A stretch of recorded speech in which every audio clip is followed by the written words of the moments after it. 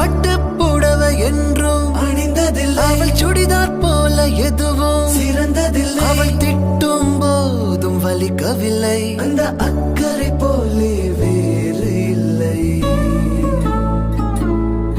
அவள் வாசம் ரோஜா வாசம் இல்லை. அவள் இல்லாமல் சுவாசம் இல்லை. அவள் சொந்தம் பந்தம் எதுவும் இல்லை. அவள் சொந்தம் என்று எதுவும் இல்லை. அவள் சொந்த